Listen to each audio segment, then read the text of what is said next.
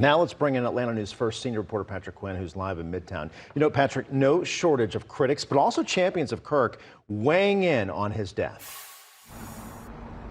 Later tonight, I was able to talk with Josh McCoon. He is the chair of the Republican Party here in Georgia. I also talked with Andrea Young. She's the executive director of the ACLU of Georgia. As you can imagine, both of those typically do not see eye to eye on many issues, but tonight they were aligned. They talked about the rhetoric, the political rhetoric, saying it needs to be turned down with a simple message: be bold right now, but be a bridge. And at some point, this fever has to break. Georgia GOP Chairman Josh McCoon calling for cooler heads to prevail days after conservative activist Charlie Kirk was shot and killed in Utah. McCoon knew Kirk personally and spoke on his talk show multiple times. Just an extraordinary person.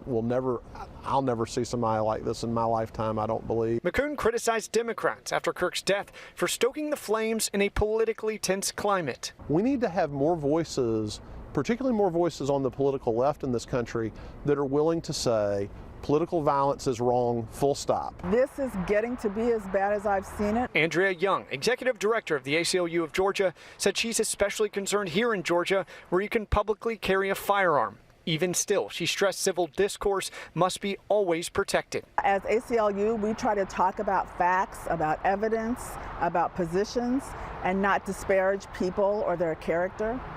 And I think that is a line that should not be crossed. With many of the ACLU's large events and rallies held outside, Young said she will reconsider which venues she will speak at during the threatening political climate. I think it's very important that people, we resurrect the nonviolent philosophy that, has been so important in the Atlanta that we see today, in the country that we see today.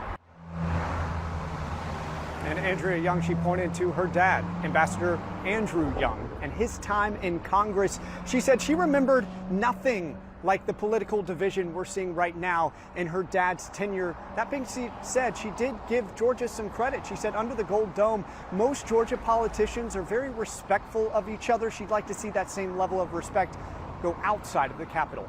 Here in Midtown, Patrick Quinn, Atlanta News First.